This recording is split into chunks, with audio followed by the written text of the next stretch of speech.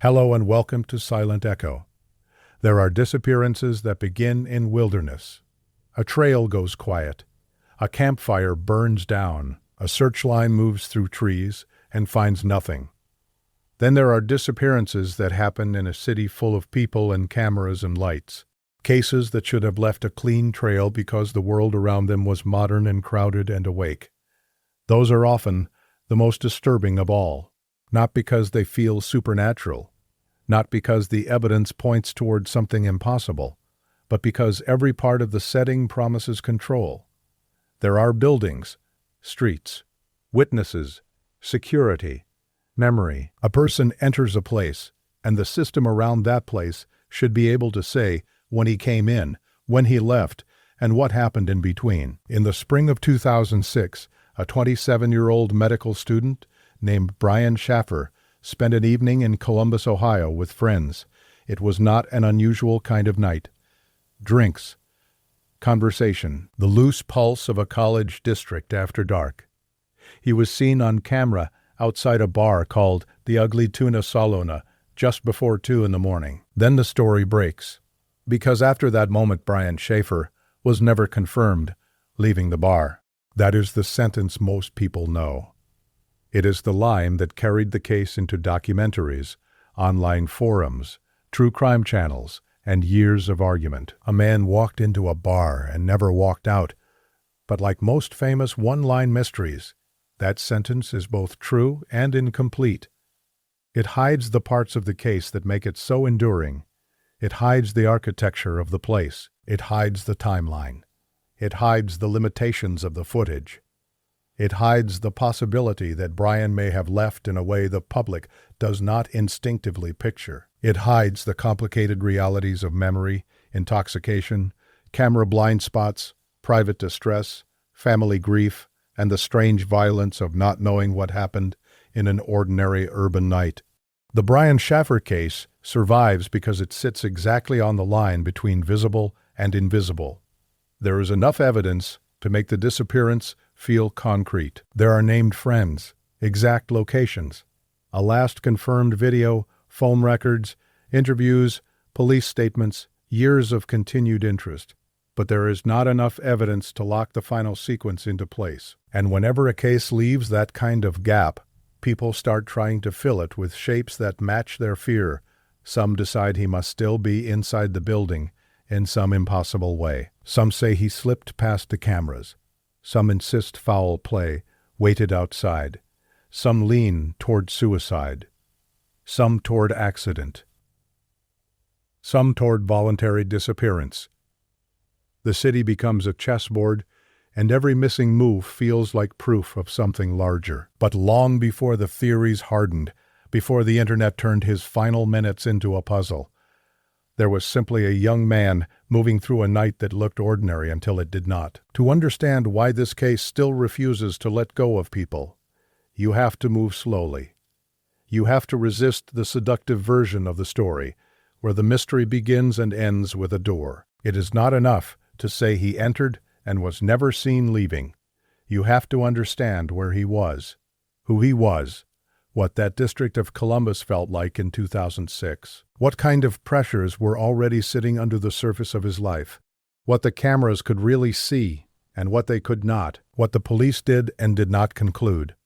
And why even the most rational explanations leave behind a hard and troubling absence at the center. Because this case is not frightening only because Brian vanished.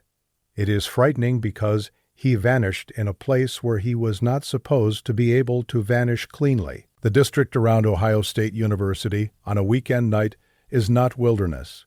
It is the opposite of wilderness. Noise spills from doorways. Students gather under signs and sodium streetlight. Taxis roll past. Bars open onto sidewalks. People drift between one room and the next, as if the whole block were breathing in and out. It is a place built around movement and repetition. A place where one more face in a crowd usually means nothing at all. That is, one reason a disappearance here can feel so strange.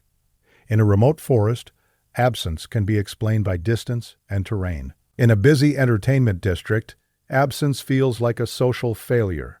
Someone should have seen something, Someone should remember. A camera should have preserved the route. A friend should have known when the night changed. The city should have held him. The Ugly Tuna Saloona sat in the South Campus Gateway complex, part of a newer commercial strip intended to serve students and traffic from the university area. The bar itself was on an upper level. To reach it, people entered through escalators that rose from a lower landing up to the main approach. That architectural detail matters because the case became inseparable from the cameras placed around that route. The public imagination often simplifies the scene into one entrance and one exit watched perfectly by surveillance. But real buildings are rarely that neat. Service paths exist, staff routes exist, construction zones exist, side doors exist. Camera angles create confidence they do not always deserve. A famous mystery can grow out of the distance between how a place felt in memory and how it actually functioned in detail. Still, on the surface, it looked like a contained environment. That is why the case struck so hard. If you tell people a hiker disappeared in heavy terrain after leaving the trail, they understand danger immediately. If you tell them a medical student vanished after a night out in a busy district with surveillance nearby, their minds rebel. The setting feels searchable. It feels accountable. It feels like a place where the final answer should already be sitting in evidence storage, waiting to be read correctly. And yet it is not. Before Brian became the subject of one of the most discussed missing person cases in modern Ohio history, he was a real person moving through an intensely human period of life. He was a second-year medical student at Ohio State University College of Medicine. He was described by friends and family as intelligent, funny, social, and in many ways charismatic. He had a girlfriend named Alexis Wagoner and plans for the future. He had the kind of life trajectory that is easy to romanticize after the fact, especially once tragedy interrupts it. Young, bright, on a difficult professional path. But a responsible telling should not flatten him into a saint made of promise. Better to keep him grounded. He was ambitious. He could also be impulsive.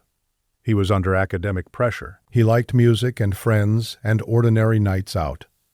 He had a family. He had a father who worried about him. He had conflicts and disappointments, and private moods like anyone else. Those private moods matter here, but they have to be handled carefully. Only a few weeks before his disappearance, Brian's mother Renee died after a struggle with cancer. That fact became one of the emotional centers of the case, and also one of its most dangerous interpretive traps. It is undeniably important. The death of a parent, especially during young adulthood, can crack the structure of daily life in ways outsiders never fully see.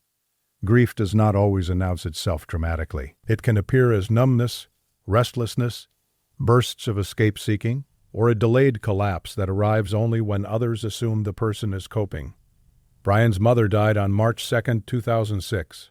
He disappeared on April 1st, that is, a very short span. No serious account of the case can ignore it. At the same time, no serious account should convert grief into a ready-made explanation. A person can be grieving and still be harmed by someone else. A person can be grieving and still suffer an accident. A person can be grieving and still leave voluntarily for reasons unrelated to self-destruction. Grief is context. It is not a verdict. What we know is that he was living through a difficult period. He was also, according to those around him, still functioning in the world. He went out with friends. He had travel plans with Alexis. He was talking about the future. Like many people in their 20s, he probably existed in the overlap between youthful momentum and private strain. That overlap is common enough to be invisible until something happens inside it. On the evening of March 31st, moving into the first hours of April 1st, Brian spent time with his friend William Florence, usually called Clint. The two had dinner earlier and later met again for a night out. Clint's girlfriend Meredith Reed was with them as well. Their route through the evening in broad outline was ordinary. They moved through campus area bars. They drank. They talked. They did the sort of things young adults do, when the academic pressure of the week loosens and the city shifts toward weekend rhythm. Nothing in those earlier hours left behind a dramatic warning that now reads like destiny. There was no publicly known blow-up, no final declaration, no visible unraveling that everyone later agreed had been the sign. That matters because viewers often expect famous disappearances to contain an unmistakable omen.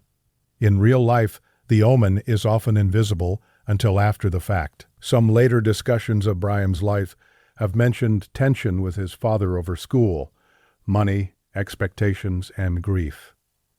These details usually appear as attempts to explain why Brian might have wanted escape. Again, care matters.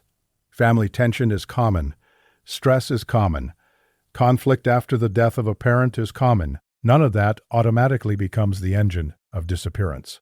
The disciplined approach is to acknowledge those pressures without stretching them into certainty. Brian had reasons to feel overwhelmed. That is not the same thing as having proven plans to vanish or proven intent to die. As the night deepened, the group ended up at the Ugly Tuna Saloona. By then it was moving toward bar closing time.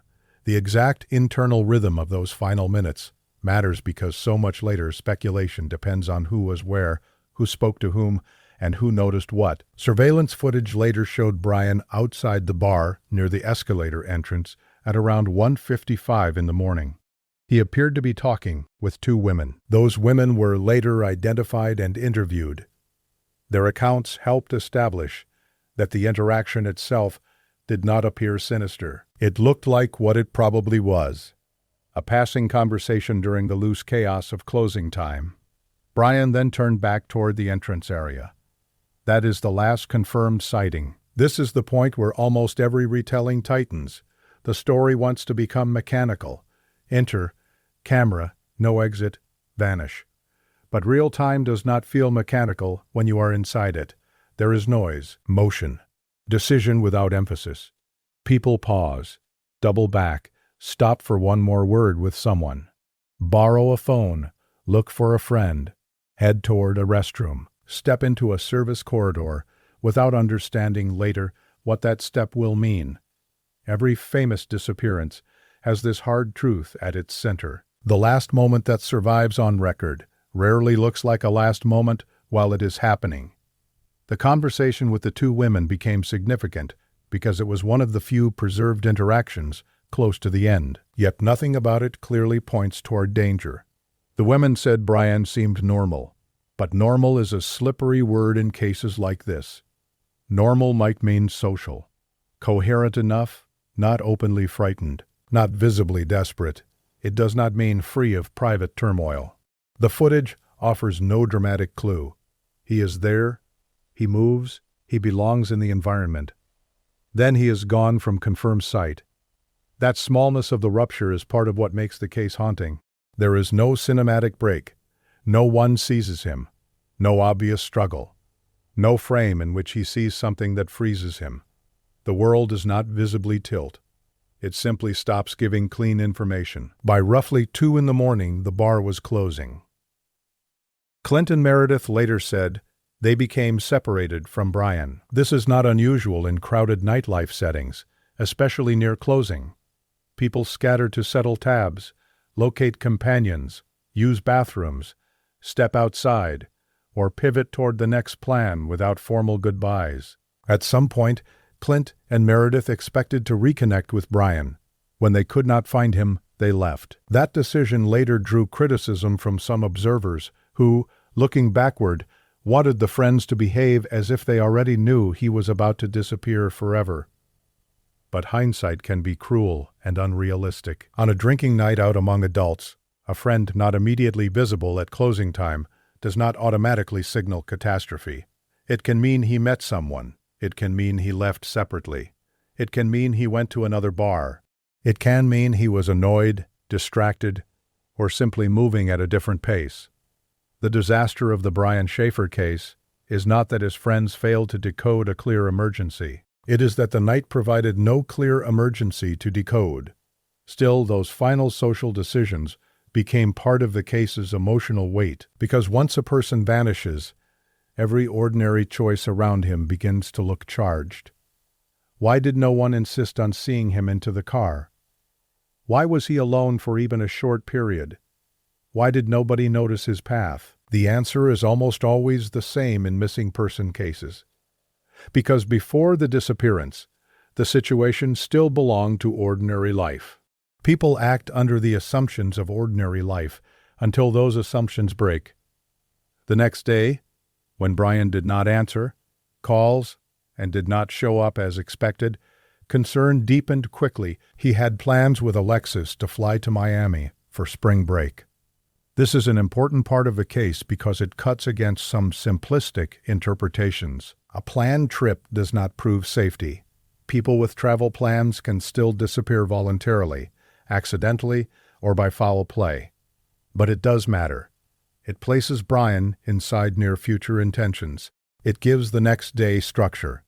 Someone was waiting for him in a concrete way. He was supposed to appear. He did not. From there, the case moved rapidly out of the private sphere and into law enforcement. Police began working backward from the last known timeline. The surveillance footage from the Gateway complex became central almost immediately, and this is where the case hardened into legend. Authorities reviewed video from cameras positioned at the entrance route to the Ugly Tuna. Those cameras appeared to capture patrons, going in and coming out during the relevant time frame. Brian could be seen entering. Police later said they did not see him leave. That statement was enough to transform the case from a straightforward missing adult investigation into a public enigma, because if the cameras saw every normal exit, and if Brian did not appear on them leaving, then either he never left through the monitored route, or he left in a manner the footage failed to reveal. Everything that followed emerged from that fork. At first glance, the mystery seems absolute. But the moment you look closer, complexity enters. The public often hears camera and imagines perfect truth. Yet surveillance systems in 2006 were not omniscient. Frame rates were lower. Quality was lower. Blind spots existed. Coverage depended on placement, maintenance, and human interpretation. Crowds could obscure one person behind another. People could move through peripheral areas or restricted paths. It is possible for an individual to be missed, not because the camera did not record at all, but because later review still involves reconstruction rather than absolute certainty. This does not mean the footage was meaningless. It was crucial. It does mean the most sensational version of the case oversells what the video could guarantee. Even so, the footage left investigators with a deeply uncomfortable problem. If Brian did not leave the way most patrons left, then what path remained? One possibility involved a service exit. At the time, parts of the complex were under construction or connected to back-of-house routes, not used by regular customers. Employees and deliveries used certain doors. It was suggested that Brian could have slipped out through such an area intentionally or simply by following some alternate path. That idea is often treated by the public as a simple solution, as if once the service exit is named, the case ceases to be mysterious. But that is not really true. A service route may help explain how Brian was not seen on the main exit footage. It does not explain what happened to him next. If he left through an unmonitored door, the true mystery merely moves outside, and outside the possibilities multiply fast. The district was urban and active, but urban activity does not equal safety. It can offer anonymity as easily as protection. A person alone after bar close can wander, fall, meet someone, get into a car, enter an alley, start a confrontation, or move beyond the last useful camera without anyone forming a lasting memory of it. Cities preserve fragments, not total narratives. The discomfort of the Brian Shaffer case is that modern life makes us forget this. We believe that enough cameras, enough phones, enough people nearby should erase the possibility of clean disappearance. Yet if the crucial seconds happen in the wrong gap, or if the path beyond the gap is never reconstructed, a city can lose someone just as completely as a forest can. Before getting too deep into theories, it is worth staying with Brian himself. Cases like this become puzzles so quickly that the missing person starts to dissolve into function. The man in the footage, the one who never exited, the bar mystery. But Brian was not evidence before he was a person. He was a son, still moving through the shock of his mother's death. He was a young medical student with a difficult path ahead. By many accounts, he could be magnetic and funny. Some described him as flirtatious, some as stressed. Those things can all be true at once. Human lives are not solved by tone.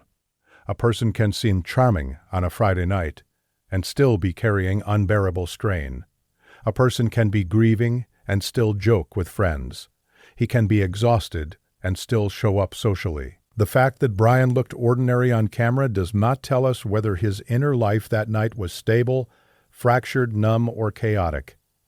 But neither does it license us to invent a breakdown. That balance is especially important because some theories in this case lean heavily on the idea that Brian chose to disappear. People point to his grief, to possible tensions at home, to his intelligence, to the absence of a body, to the famous phone activity that would come later. The idea appeals because it provides design. If he left on purpose, then the missing exit becomes a clue rather than a hole. The city becomes stagecraft. The ordinary night becomes cover. But a theory being emotionally satisfying is not the same as it being well supported. For now, keep the timeline simple. Brian spent the evening with Clinton Meredith. He was captured on surveillance outside the bar around 1:55, talking with two women. He went back toward the entrance. He was not definitively seen leaving on the main surveillance route. His friends left without him. He missed plans the next day. Police began investigating. The footage created the central question that still defines the case. That is, the skeleton. Everything else hangs on it. When investigators reviewed the video, one of the first public consequences was expectation. The family, the city, the media, and eventually a national audience began assuming that the answer must lie in more exhaustive review. Freeze the frame. Check every angle. Identify every person. Once the footage is fully understood, the mystery should collapse. That expectation is understandable. It is also part of why the case remains so frustrating. Because the more the footage was discussed, the more it seemed to promise certainty while refusing to deliver it. Police reportedly reviewed the material extensively. The two women speaking with Brian were tracked down. Patrons were considered. Yet the essential break remained. There is a peculiar violence in that kind of evidence. A camera gives just enough truth to sharpen hope and just enough limitation to keep hope unresolved. The physical search dimension of the case was never as simple as internet summaries make it seem. Investigators did not merely stare at tape and shrug. The area was searched. Nearby spaces were considered. Questions arose about dumpsters, rooftops, service areas, nearby streets, construction spaces, and potential routes away from the complex. In famous disappearances, the public often imagines the decisive search as something obvious that would instantly work if only police cared enough. Real searches in urban environments are messier. By the time a missing adult is recognized as potentially in danger, the environment has already reset. Garbage is moved. Foot traffic overwrites memory. Vehicles come and go. Workers lock and unlock spaces. Every passing hour degrades the chance that the physical setting still holds a clean answer. One of the most persistent public fantasies in the Brian Shaffer case is that he died within the building and remained hidden there. This theory has a certain mythic hold because it makes literal the feeling of the surveillance mystery. He entered and never emerged. Therefore, he must still be in the architecture somewhere. But the problem with this theory is practical. The building was not a sealed tomb. Staff used it. Business continued, construction and maintenance occurred. Searches and checks were made. A concealed death inside the premises is not impossible in the broad sense that almost nothing in human affairs is impossible. It is simply one of the weaker possibilities once you measure What would have had to remain undiscovered for so long? Much stronger is the idea that Brian left in some way not captured or not recognized, and that whatever happened next occurred beyond the surviving footage. Yet even that cleaner explanation refuses to resolve into one event. Did he leave alone in a disoriented state? Did he leave with someone? Did he meet foul play? Did he wander into a hazard? Did he choose distance? Did he reach a vehicle? Did he enter another building? This is the real shape of the mystery, not whether a human being can vanish from a bar like smoke, but whether a chain of ordinary urban gaps can still erase a final route so completely that all later investigation circles the same missing minutes forever. The setting after closing matters more than people often realize. Bar close is not just another hour of the night. It is a compressed social event. Crowds spill out at once. Patience thins. Everyone has a different next move. Some people are looking for rides, others for food, others for strangers. Arguments start more easily. Falls happen more easily. Memory degrades in the blur of alcohol and fatigue. Any one person's path can disappear into the larger motion, without anyone around them forming a durable picture. If Brian exited during or just after that churn by some route outside the key camera view, then the city may have swallowed him in the oldest way cities do. Not through impossibility, through overabundance. Too many people, too many options, too much noise, not enough attention concentrated on any one man. That overabundance is one reason foul play cannot be dismissed. Crowded nightlife zones create opportunity for predatory encounters, impulsive violence, robbery, or some conflict that spins out of proportion after people stop paying attention. But careful language matters. There was no public evidence of a confirmed assault inside the bar. There was no clean forensic scene that pointed to homicide. There was no known attacker preserved in the record. Foul play remains possible because unexplained urban disappearances always leave room for it, especially when the missing person may have been alone and intoxicated. But it remains one theory, among several, not a proven solution hidden behind police incompetence. There is another layer to this story that keeps it emotionally charged. Brian was not just any missing adult, he was a medical student, a young man on a path that culturally reads as secure and legible. Society likes those stories. The student who becomes a doctor, the son who survives family tragedy and carries on, the young couple who travel together after exams. When a life already shaped by expectations suddenly fractures, the disappearance feels like a theft, not only of a person, but of narrative itself. The world had already begun writing the next chapter for Brian. That chapter never happened. And because it never happened, people began trying to force earlier chapters to reveal a warning that might make the break feel less arbitrary. This is where his mother's death comes back into view. Many people, including investigators and journalists, understandably looked at that loss and asked whether Brian might have been more vulnerable than those around him knew. Vulnerability is not the same as destination. Still, it may have mattered to the final shape of the night in ways we cannot fully measure. Grief can change risk thresholds. It can make self-care feel less urgent. It can make drinking feel useful. It can make detours more likely, boundaries looser, consequences more distant. If Brian left the bar by some alternate route and then drifted into danger by accident or impulsive choice, grief may have been part of the invisible weather around him. That is different from saying grief explains the disappearance. More honest to say, it may have lowered the walls that normally protect a person from a bad final hour. The phone records later added yet another layer of unease. After Brian disappeared, his cell phone became an object of hope. Family and friends kept trying to reach him. Calls were made repeatedly. Most attempts went straight to voicemail or failed. Then months later, there was a brief event that reignited the case in a painful way. In September 2006, Brian's phone reportedly rang when Alexis called. It did not connect in a normal conversation. It did not produce a rescue. It produced ambiguity. For a moment, it seemed like the device might be active. Investigators later explored possibilities involving network behavior and delayed registration, but the event never matured into a concrete lead. Like so much in this case, it became a fragment that sharpened mystery without resolving it. That ringing phone is one of the reasons voluntary disappearance theories held on in the public imagination. If the phone was active months later, some asked, does that mean Brian was alive? But electronics do not speak with a human voice. Networks can behave strangely. Devices can briefly register without the owner using them in any meaningful way. Reports can be misunderstood or magnified in retelling. The responsible way to treat the phone event is as one more troubling element whose exact meaning remains uncertain. It is not proof of survival. It is not proof of a hoax. It is not proof of cover-up. It is simply part of the unresolved texture of the case. His father, Randy, became one of the most visible public faces of the search and the grief that followed.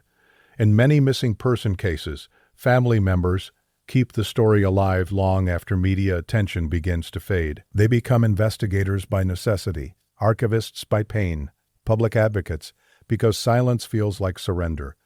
Randy's persistence mattered, because without it the case might have settled into local memory, and then dimmed. Instead, it remained active in discussion for years. That persistence came at a cost. Families of the missing are forced to live in a suspended state few outsiders can understand. They are expected to hope responsibly, suspect carefully, speak publicly, and absorb every theory strangers generate about someone they loved. In the Brian Shaffer case, that burden became even heavier because the mystery itself invited endless amateur certainty. Every observer wanted to solve the bar footage. Every observer wanted to decide whether Brian was dead, hidden, wandering, or reborn somewhere else. Few had to carry the emotional consequences of being wrong. For Randy, one more tragedy would come later. In 2008, he died after a storm-related accident. His death did not solve anything, but it altered the emotional frame of the case. It meant one of the people most publicly identified with the search for Brian was also gone. Missing person stories often contain these secondary devastations. Time does not wait for closure. It keeps taking from the families even while the original wound remains open. By then, the Brian Shaffer case had crossed a threshold. It was no longer merely an act of local investigation. It had become a modern mystery, with a clean hook and an unclean reality. That difference matters. Clean hooks can distort. They encourage people to mistake one sentence for the whole case. A man went into a bar and never came out. It sounds self-contained. It sounds like the building itself holds the secret. But the closer you get, the more the case spreads outward. It becomes about the limitations of surveillance, the emotional effects of grief, the unpredictability of crowded nightlife, the ambiguity of missing adult investigations, and the way modern society overestimates how visible we really are to one another. The architecture of the Ugly Tuna and the surrounding complex deserve special attention because so much public misunderstanding comes from treating it as simpler than it was. The main escalator approach was indeed monitored, and that footage became the basis for the famous claim. But there were also employees-only areas and potential alternate exits. Construction in the complex at the time has often been mentioned in reporting and discussion, though details are sometimes overstated online. The existence of those alternate paths does not automatically solve the case, but it weakens the more theatrical version of the mystery. Brian was not necessarily trapped in a camera-sealed chamber. He was in a real urban commercial environment with procedural complexity. Once that is understood, the disappearance becomes less impossible and more unnervingly plausible, and in a way that is more frightening. A literally impossible disappearance might belong to myth. A plausible disappearance inside ordinary gaps belongs to us. To see why that matters, imagine the final stretch of the night in the most grounded terms possible. Brian is near closing time. He has been drinking. He has recently lost his mother. He is speaking to strangers outside the bar. He goes back toward the entrance area. Maybe he heads inside briefly. Maybe he looks for Clint. Maybe he changes his mind about leaving with his friends. Maybe he follows an employee path by mistake or by convenience. Maybe he meets someone, Maybe he leaves through a service route because the main flow is crowded. Everything still feels local, reversible, unimportant. He expects to reach the street in another minute. He expects the night to continue, as a night does. Somewhere in the next sequence, the path stops being recoverable. That is the real fracture point. Not the moment he vanished from history, because no one present could see that happening. The fracture point is the last sequence of actions before his route ceased to be reconstructible. The city kept moving. Other people went home. The cameras kept recording what they could. But Brian's trail crossed into one of those small zones where modern life still fails to preserve a human being. This is also why the case remains so resistant to resolution through pure logic. Many viewers assume that if you stare at the known facts long enough, one explanation must dominate. Sometimes it does. Here, each major explanation carries weight and weakness. If Brian left through an alternate exit and met accidental death, where is the body and what was the mechanism? If he met foul play, where is the evidence of the offender or encounter? If he chose to disappear, how did he manage it so cleanly while leaving so little credible trace? If he died by suicide, where and why did no later discovery settle the question? If the bar itself concealed the answer, how did years of use fail to reveal it? Every theory touches part of the case and then stops. Before we get there fully, we should stay with one more crucial element: Brian's relationship with Alexis. They were planning a trip to Miami together. Their relationship has sometimes been used in contradictory ways by theorists. Some say the planned trip proves he was future-oriented and unlikely to vanish intentionally. Others argue that future plans can coexist with hidden despair or secret intention. Both statements are true in the abstract. The more honest reading is that the trip matters because it created a firm expectation. Brian was not drifting through a weekend with no obligations. He was supposed to reappear in a way that would have been immediately noticeable. When he did not, the disappearance announced itself faster than many adult missing cases do. That quick recognition likely helped preserve more early evidence than would otherwise exist. Even with that advantage, the case still did not resolve. That failure tells us something sobering about urban disappearances. Recognition alone is not enough. You can know someone is missing within hours and still lose the decisive window if the critical event occurred off camera, without witnesses who understood its significance in a landscape too fluid to lock down in time. At some point in every long unresolved case, evidence gives way to pattern seeking.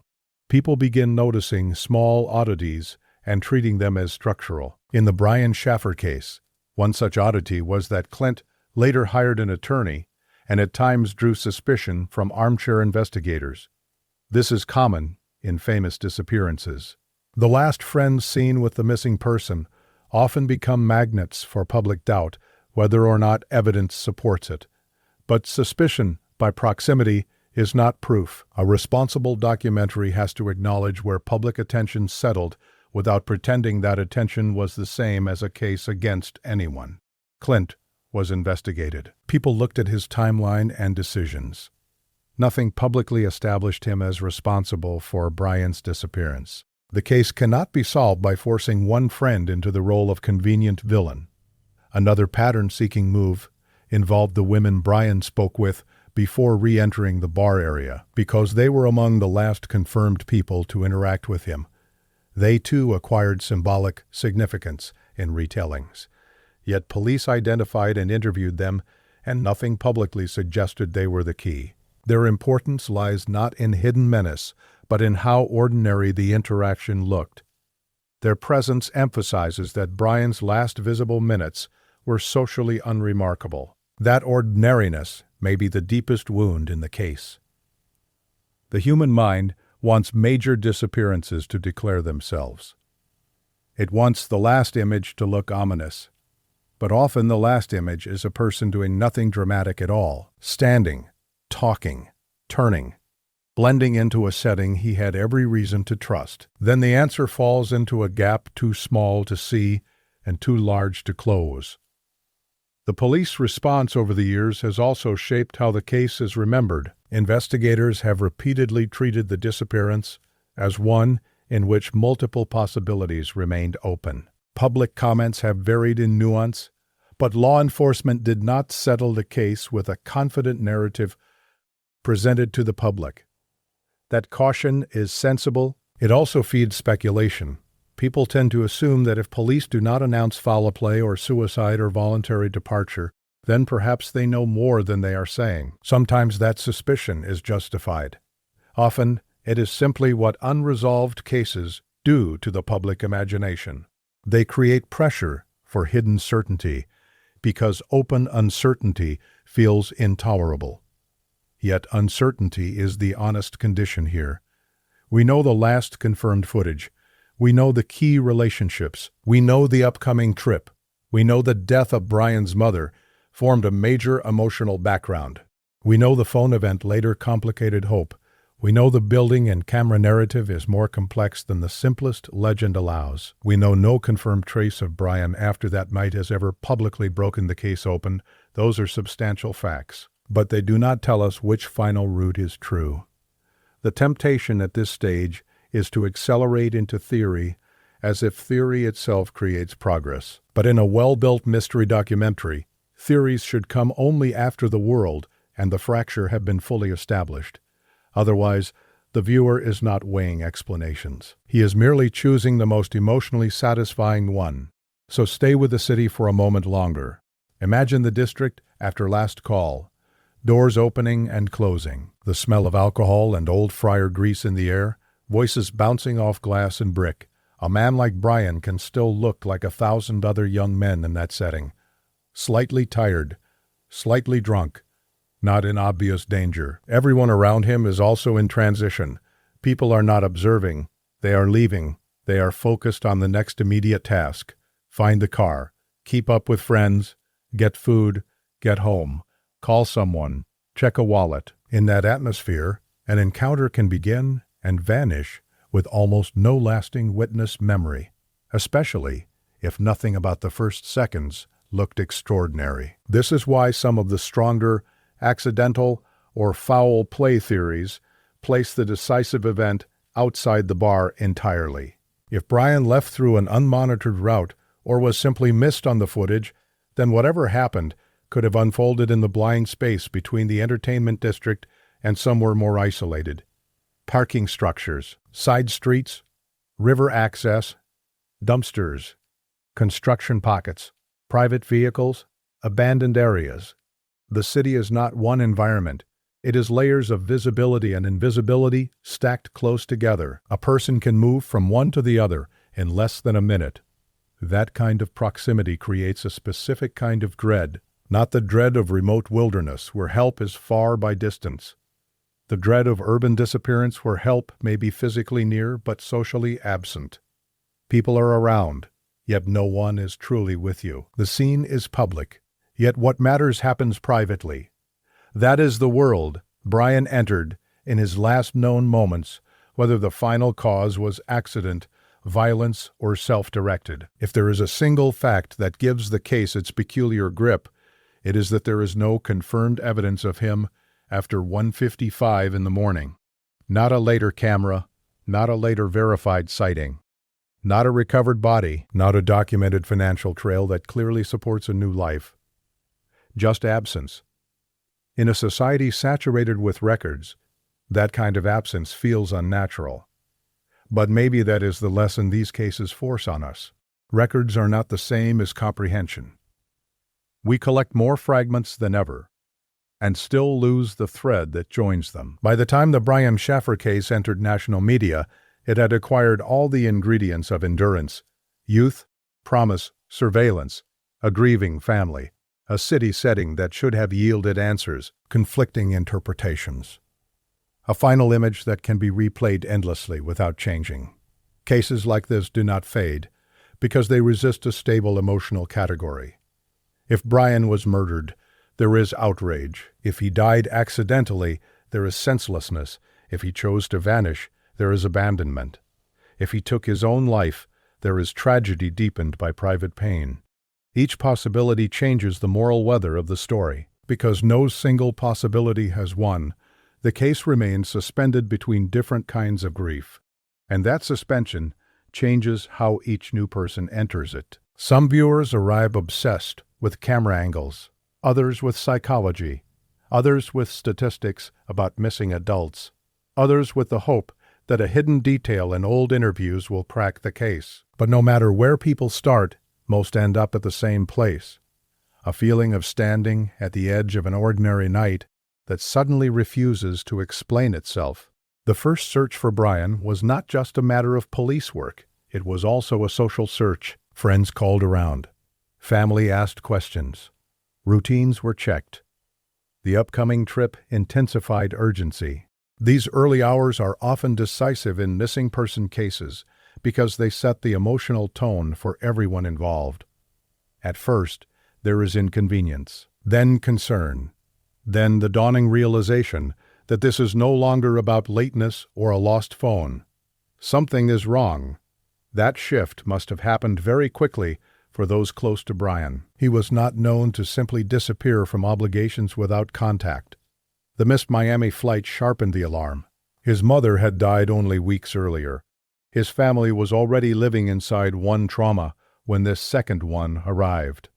There is a temptation in documentaries to describe such moments with clean lines, as if the family instantly knew the case would become historic. In reality, those first missing hours are usually full of false hopes. Maybe he slept somewhere. Maybe his phone died. Maybe he stayed with a friend. Maybe he got upset and needs a day. Each explanation buys a little time before dread takes over. The cruelty is that every hour spent hoping ordinary reasons still apply is also an hour in which the irreversible, if something irreversible has occurred, is already farther away. For investigators, the known pieces probably created both focus and frustration. The Ugly Tuna footage gave a last confirmed place. That is useful, but it also created a false sense that the case should be solvable quickly. When evidence seems concrete, failure to resolve it feels like incompetence. Yet some evidence narrows the field without reducing uncertainty. Knowing where Brian was shortly before 2 in the morning does not tell us what happened after 2 in the morning, unless the route beyond that point is captured or corroborated. Here it was not. One of the more haunting features of the case is how quickly Brian ceased to generate ordinary traces. No bank use, no confirmed calls, no travel record that settled things. This silence has been used to support both death and intentional disappearance arguments. Supporters of the death theories say the trace pattern looks exactly like someone who did not survive the night or the days immediately after. Supporters of voluntary disappearance say that a person determined enough could avoid ordinary trace if he planned carefully. But that latter argument weakens under scrutiny. Disappearing intentionally and permanently is far harder than popular culture suggests. It requires resources, preparation, discipline, and usually some trail of prior behavior pointing toward the possibility. In Brian's case, nothing publicly documented has ever made that theory feel stronger than speculative. Still, the theory persists because people are uneasy with randomness. A voluntary disappearance gives the missing person agency. It changes the case from something done to him or suffered by him into something chosen. It is easier for some minds to accept secret design than to accept that a life can simply enter an ordinary urban gap and never return. There is also a cultural mythology around disappearing men, especially intelligent young men with stress in their lives. The myth says they can simply step off the board and begin again. New city, new name, old life discarded. But most real-world attempts at self-disappearance leave cracks. Money moves. Contact happens. Documents get used. People talk. Loneliness weakens resolve. Time generates error. In cases decades old, continued total silence can support the possibility of death more strongly than reinvention. Brian's case does not fully prove that. It does lean in that direction. If he died, though, the unresolved question becomes where and how. Urban accidental death theories usually center on one of a few possibilities. Fall into a hidden area, water-related accident, misadventure in a place not immediately searched, or death linked to intoxication and environmental hazard. Some people have speculated about nearby construction, dumpsters, or service spaces. Others about a fight or robbery ending badly and his body being moved. Still others about his reaching some remote area through confusion or intent. None of these can be ruled out entirely from public information. None have been publicly proven. The river theory has appeared in discussions because water often becomes a silent partner in unresolved disappearances. A body entering water may not be recovered quickly or sometimes at all under certain conditions. Yet the details matter. One cannot simply name water and call the case explained. Routes to the water, timing, witness possibility, and eventual search results all matter. Publicly, no river-based conclusion ever emerged with enough force to settle the case. The theory survives because it offers a mundane mechanism for total absence.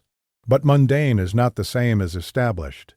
Foul play theories range from impulsive violence to predatory encounter to acquaintance involvement. Again, the absence of forensic anchors limits confidence. A city at Bar Close contains countless micro-encounters that never become memorable. Brian could have left with someone voluntarily and entered danger. Later, he could have angered the wrong person. He could have been targeted for robbery or stumbled into a conflict unrelated to him.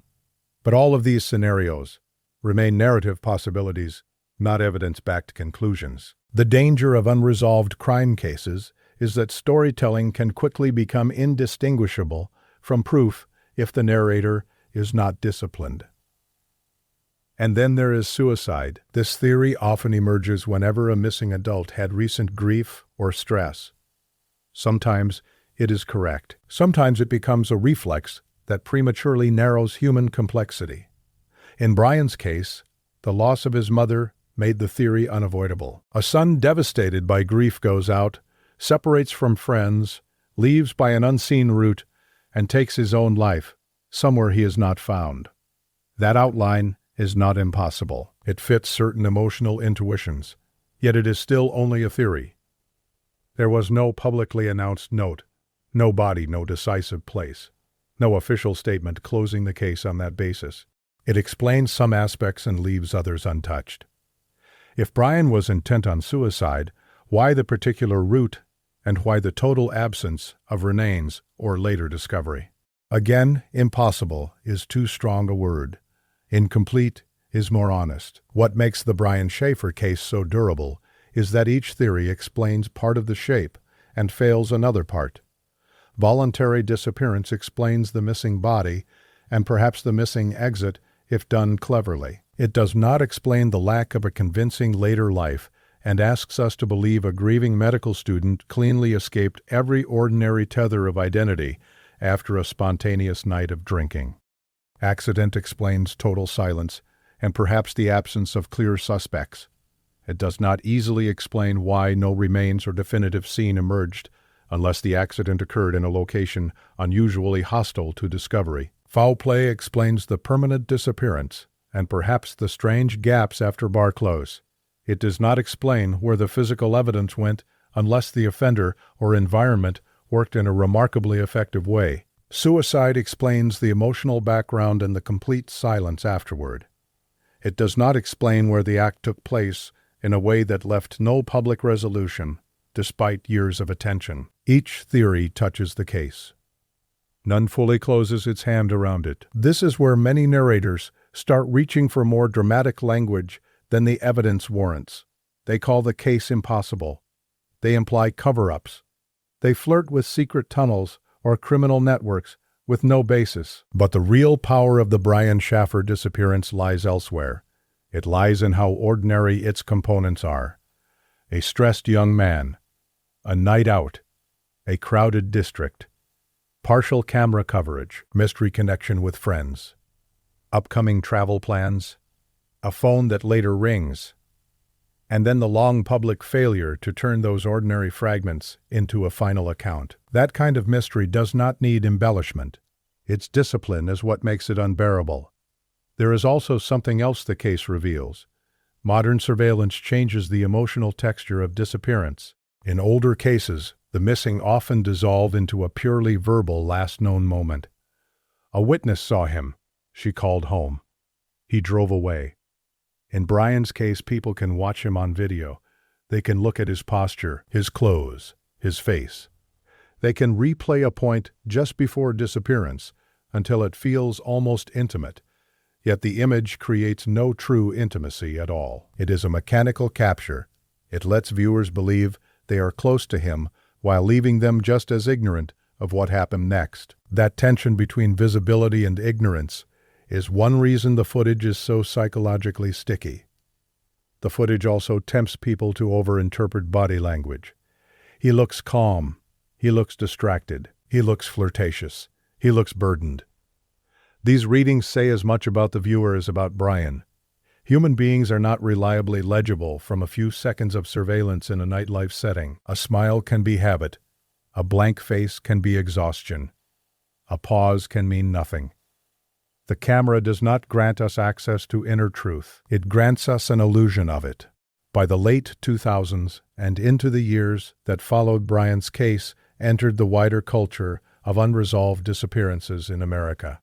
It became one of those names people list when discussing impossible missing persons, yet it is worth resisting the flattening that comes with fame. Brian was not a symbol first. He became one because the evidence refused to finish his story. Every time a new audience discovers the case, that symbolic layer grows. The risk is that he becomes less a person than a problem. The respectful way forward is to keep both in view. The problem of the missing exit, the person who had a family, a life, a girlfriend, waiting, a mother recently dead, and no confirmed trace after a spring night in Columbus. One of the subtle but powerful reasons this case endures is that it attacks a modern comfort. We like to think that if we are near people and technology, we are safer from total disappearance. If we go missing in a national park, perhaps the terrain can erase us. But in a city near cameras, near friends, near businesses, surely the world will hold a record. Brian's case reminds us that records are patchwork. They depend on angle, timing, interpretation, and luck. The world is not watching as continuously as we imagine. Much of what we call visibility is really only fragments waiting for context they may never receive. And that leads to the deeper question: what does it mean for a person to disappear in a place designed for consumption and movement? A bar, a shopping and entertainment complex, an urban district built to feel bright and social. These are environments built on trust. We enter them assuming systems function. Staff notice crises. Cameras deter violence. Crowds reduce risk. In reality, such places can also produce indifference through repetition. Staff are tired. Patrons are distracted. Cameras watch the wrong angle. Everyone assumes someone else would notice if anything were seriously wrong. This distributed assumption is one of the quiet engines of urban tragedy. In a sense, Brian did not vanish from one bar. He vanished through the cracks in a whole social architecture of partial attention. There is another way to understand why the Brian Shaffer case stays alive. It belongs to a category of mysteries where one preserved image becomes the whole emotional engine of the story. In the Chris Creamers and Listen Froon case, people return to the photos. In Frederick Valentik's case, people return to the final radio exchange. In the Brian Shaffer case, people return to a surveillance frame that feels like an unfinished sentence. He is there. We know he is there. The environment is known. The hour is known. The route appears known. And yet, the sentence ends before the final clause. This structure has a hypnotic effect on audiences. It creates the false sense that the mystery is a logic puzzle with a hidden clean solution. But human disappearance rarely behaves like a clean puzzle. It behaves like a sequence of fading probabilities. What the footage really gives us is not a locked room. It gives us the last reliable ledge before uncertainty. That distinction matters because the internet has a way of hardening vivid phrases into false facts. Over time, phrases like "he never left the bar" can start to sound stronger than the evidence supports. The more careful reading is this: he was not seen leaving by the main surveillance route in footage police reviewed. That is still extraordinary. It is also less absolute. It leaves room for the kind of alternate path and human error that make the case plausible in reality, even while it remains shocking in effect. The distinction also shapes the emotional tone of the theories. If you treat the building as a perfect container, then only bizarre explanations feel adequate. Secret concealment, hidden death inside walls, impossible oversight. If you treat the building as a real commercial environment with blind spots and service routes, then the case becomes less about impossibility and more about the terrifying fragility of a final route in a noisy city. The second view is less glamorous. It is also more honest and in some ways more disturbing. Because if a person can slip from camera certainty into urban uncertainty in a matter of moments, then the system around us is weaker than we tell ourselves. There is a tendency in true crime culture to believe that more data always means more truth, more footage, more maps, more phone records, more internet discussion, more collaborative speculation. Sometimes it does. Other times it only increases the number of ways people can be wrong with confidence. Brian's case has accumulated years of detailed discussion, yet the basic uncertainty remains. That endurance should humble us. It should remind us that information and explanation are not the same thing. At the same time, the case does not justify surrender. It remains worth examining because unresolved does not mean unknowable forever. New witnesses come forward years later in some cases. New technologies reread old material. Construction reveals hidden spaces. Human consciences shift. The thing that breaks an old case open is often not where the public has been looking. So there is value in telling Brian's story carefully and keeping it alive without turning it into folklore. There is also value in understanding what the case says about the way urban nights function. The movement between bars, streets, parking areas, and late-night social pockets is full of brief separations that feel meaningless in the moment. One friend goes ahead, another hangs back, one person stops to talk, another goes to the restroom. Someone leaves by a different staircase. Most of the time, these micro-separations close again within minutes. In a small number of cases, one of them becomes permanent. That is the category Brian belongs to, the small separation that never closed. When you see the case that way, the emotional center shifts. It is no longer only about one missing man. It becomes about the terrible thinness of the membrane that keeps ordinary life from irreversible absence. He was not on an expedition. He was not driving across a desert. He was in a nightlife district, minutes from friends and plans and transportation, and still that membrane tore. That is why the case continues to feel intimate. It does not ask viewers to imagine an extreme environment. It asks them to imagine one ordinary decision too far from the people who would have noticed. There is one more reason the case attracts such relentless debate. Brian's life at the time was complicated enough to support multiple narratives, but not decisive enough to prove any of them. He was grieving. He was ambitious. He was social. He was under pressure. He had a relationship and future plans. He may have had private conflicts or doubts. All of that creates room. And room is what unresolved cases feed on. If Brian had been publicly known as cheerful and stable in every way, voluntary disappearance and suicide theories would carry less emotional weight. If he had left behind clear signs of collapse, those theories would dominate too easily. Instead, the record leaves us with something truer to life and harder to solve. A real human being carrying mixed signals, because real human beings almost always do. This mixture also affects the way people judge his final night. Some see a young man trying to escape grief for a few hours and therefore vulnerable to despair once the night broke apart. Some see a smart and capable adult who would not likely self-destruct impulsively. Some see a person who may have welcomed temporary distance from everyone who expected something from him. Some see nothing more than a normal night that happened to intersect with bad luck or a bad actor. The case becomes a mirror because the evidence does not force one reading of his inner life, and yet the outer facts remain stubborn. He was there.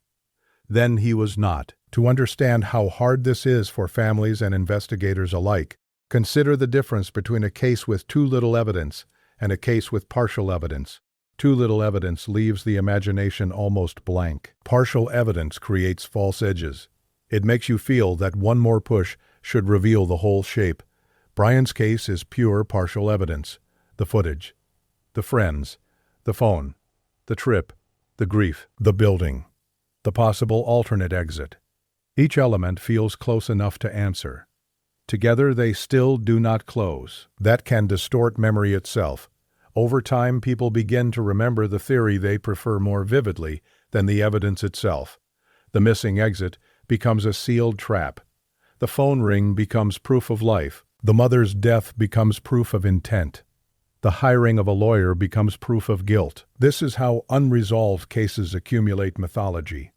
Not through one giant lie, but through small interpretive choices repeated until they harden. A careful documentary has to push back against that hardening, not by flattening the case into one official line, but by naming where certainty ends.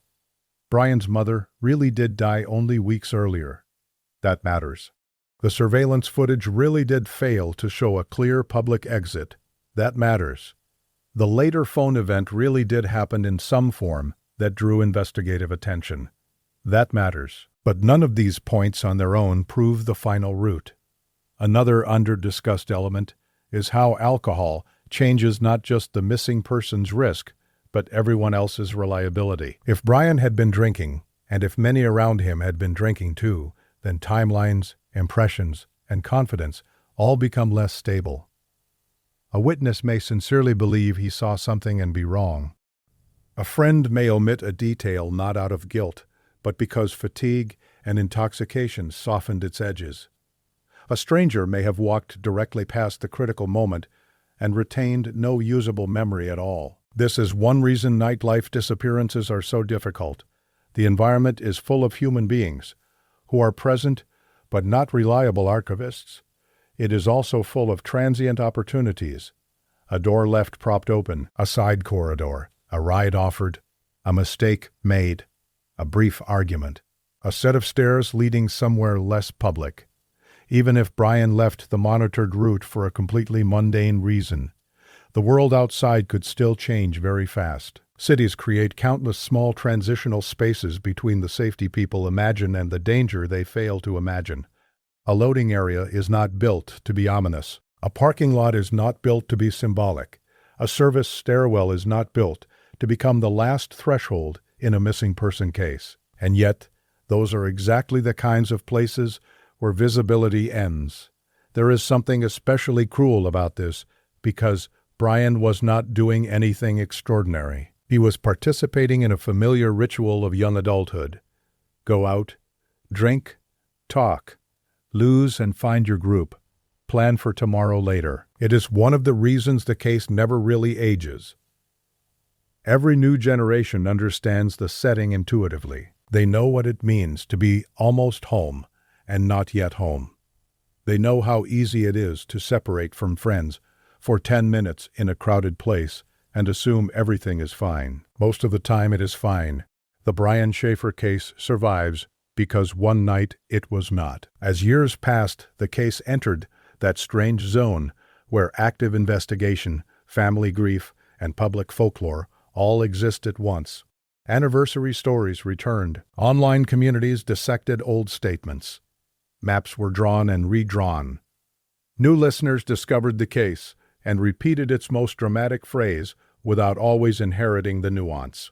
This is what long unresolved cases become in the digital era. They are never fully cold in public memory because they can be replayed endlessly. Yet replay is not the same thing as progress. The danger in endless replay is that the person at the center can begin to disappear a second time.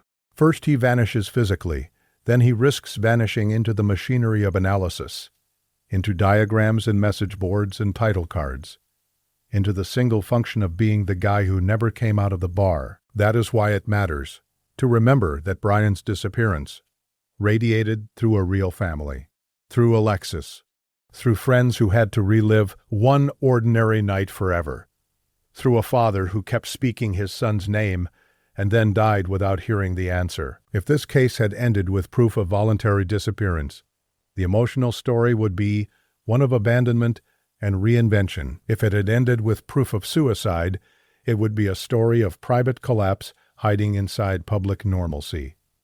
If it had ended with proof of homicide, it would be a story of predation or conflict in the blind spaces of nightlife. Instead, it has ended with none of those things. That is what gives the case its special heaviness. It denies the moral clarity each of those endings would bring, even as it invites all of them. There are people who hear the facts and feel certain Brian must have died shortly after leaving the bar by some alternate path. This is probably the strongest broad instinct. It is grounded. It does not overinterpret the phone. It does not require elaborate planning. It respects the camera limitations. And yet, even this grounded instinct cannot become a finished explanation without a place and mechanism. Without that, the family is still left, not with certainty, but with probability. There are others who remain convinced he chose a new life. Usually this theory rises and falls, with faith in his ability to use stress and architecture as opportunity. What it rarely confronts hard enough is the emotional brutality such a choice would imply toward the people he left behind. That does not make it impossible. Human beings are capable of severe selfishness and secrecy. It does mean the theory demands more than mystery alone. It demands some later sign of sustained survival or preparation strong enough to justify the leap. Publicly, that sign has never arrived. There are also those who believe the police missed something obvious in the building or immediate area. Perhaps they did miss something. Investigations are conducted by human beings, and human beings are fallible. But the more time passes without revelation from the structure itself, the weaker the idea becomes that the whole answer remained just behind one unopened door. The building theory survives because it is emotionally elegant, not because time has treated it kindly. Foul play retains a harsh plausibility precisely because it can absorb so many gaps. If Brian crossed paths with one violent or opportunistic person beyond the camera net, then the lack of later trace becomes easier to imagine. But plausibility is not closure. Without a witness, confession, or remains, foul play remains a category of explanation rather than an identified event. The public often mistakes category for solution because the emotional relief is similar. Once you say murder, the mystery feels morally sorted. Yet this case is not morally sorted. It is suspended. In that suspension, there is a hard lesson about the limits of narrative. Some disappearances are not waiting for a brilliant interpretation.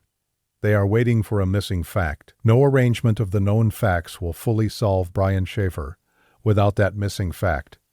People can keep rotating the existing pieces, but rotation is not discovery. This is important because it changes how we relate to the case. The goal is not to declare victory through confidence. The goal is to understand the shape of uncertainty honestly. So what does honest uncertainty look like here? It looks like accepting that Brian very likely left the visible public route in a way that was either unrecorded or unrecognized. It looks like accepting that his recent grief makes both self-directed harm and general vulnerability more plausible, without proving either. It looks like accepting that crowded nightlife can conceal decisive moments more effectively than people imagine. It looks like accepting that no publicly known evidence has ever strongly supported a successful long-term voluntary disappearance. It looks like accepting that no publicly known evidence has ever conclusively established homicide, accident, or suicide either. And it looks like resisting the urge to confuse the emotional force of one theory with the evidentiary force of one theory. There is a difference between a mystery that is wide open and a mystery that is narrow but unfinished. Brian's case is narrow but unfinished. The most dramatic interpretations can make it seem wider than it is. In reality, the likely path is constrained. He was alive and visible near Bar Close. Then he entered a gap. The probable answers lie just beyond that gap. What we do not know is which one, That narrowness is exactly what keeps the case from fading. Wide-open mysteries dissipate into folklore. Narrow, unfinished mysteries keep scratching at the mind because they feel almost reachable. Almost, but never enough. Imagine the final 10 or 15 minutes of Brian's known world, not from the camera's point of view, from his. Music, alcohol, fatigue, a little drift in the mind that late nights produce. The bar is closing. Friends are somewhere in the crowd. The conversation with two women has ended or is ending. Maybe he is deciding whether to go home, whether to look for one more person, whether to continue talking, whether to step through an interior route because it seems faster or easier. Nothing in those minutes necessarily felt large. Human beings do not usually feel the true scale of a moment while they are still inside it. Most of life is made of small choices that remain small. Disappearances happen when one small choice crosses the wrong threshold. That may be the most haunting thing about Brian's story. Not that the city had secret depths, not that cameras failed, but that the event capable of erasing an entire future may have looked trivial while it was happening. One turn, one stairwell, one ride, one private thought, one encounter, one unseen route. Urban mystery cases often lack the strong natural symbolism of wilderness or ocean stories. There is no mountain swallowing a hiker, no empty boat on open sea, but they have their own symbols if you look closely enough. In Brian's case, the symbol is the escalator and the landing below it. A transitional space, neither fully street nor fully interior. Neither arrival nor departure, a threshold designed only for movement that became the last fixed point in his life. That image carries so much of the case's emotional weight because it captures the nature of unresolved disappearance itself, a person suspended between one place and another, and then beyond both. The city kept going after Brian disappeared. Other patrons woke with hangovers. Other students went back to classes. The bars opened again. The escalators carried new bodies up and down. That continuation is part of the cruelty, too. The world usually does not stop for one vanished person unless his story becomes public enough to force remembrance. For his family and those who loved him, however, time split. There was life before the night at the Ugly Tuna and life after it. All later years would be lived on the far side of a question that refused to close. When people say a case haunts them, this is often what they mean. Not just that the facts are strange, but that the facts reveal how thin the line is between ordinary continuity and permanent rupture. Brian was not living at the edge of society. He was inside a normal social scene. If he can vanish there, then the comfort we draw from crowds and infrastructure is weaker than we like to admit. This is also why the Brian Shaffer case has become one of the defining modern disappearance stories in the United States. It condenses several fears into one narrative. The fear of unresolved grief. The fear of slipping away from friends for only minutes. The fear of cameras that see and still do not save. The fear of a final phone that never truly answers. The fear that adulthood allows enough autonomy for danger to hide under the appearance of choice. And perhaps most of all, the fear that in a city packed with people, one human life can still be mislaid so completely that even years of scrutiny do not force it back into view. There have been many attempts to compare Brian's disappearance to other celebrated mysteries. Some comparisons help, and some distort. It is not really like a wilderness vanishing, because the environment here was social, not remote. It is not really like a classic voluntary disappearance, because the supporting traces of a new life are missing. It is not really like a locked room, because the space was too complex and too porous. It is not really like a simple homicide case, because the public evidence of violence is absent. The truth may contain pieces of several categories, while belonging fully to none of them. That in-between quality can frustrate viewers looking for a familiar frame, but it is also what gives the case its lasting documentary strength. It demands a different kind of attention, less appetite for spectacle. more willingness to sit with incomplete structures, more respect for how modern environments produce uncertainty, not despite their complexity, but because of it. A bar is not just a bar in a case like this. It is a machine of overlapping attention. Workers tracking orders, patrons tracking drinks and conversations, friends tracking one another loosely, cameras tracking only what they are pointed at, security tracking broad disturbances rather than one drifting individual.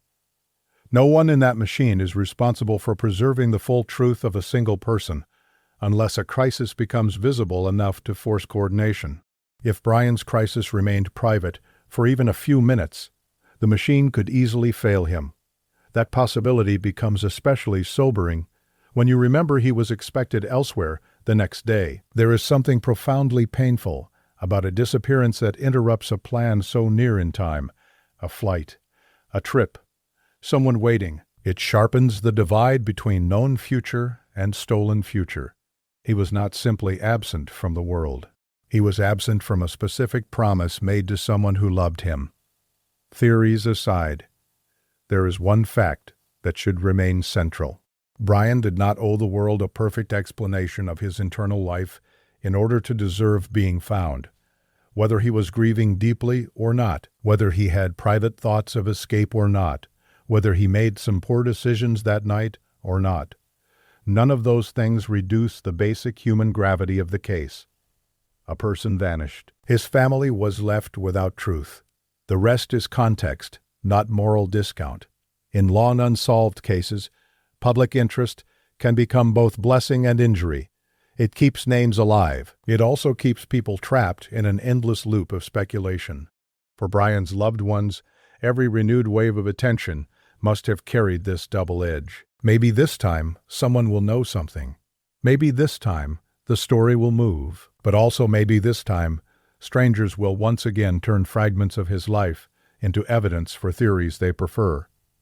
There is no clean way to live under that kind of attention. And still the case matters enough to keep telling. Because whatever happened to Brian Shaffer happened within the world most of us trust without thinking. It happened under lights, in a district designed for pleasure and movement, surrounded by other people who almost certainly had no idea they were standing near the beginning of a permanent mystery. That is not only haunting, it is instructive. It teaches caution about what surveillance can really do.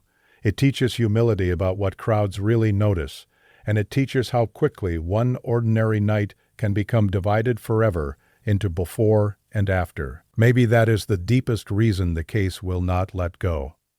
It exposes the fragility of sequence itself. We build our lives on the assumption that one moment leads to the next, in a way other people can follow.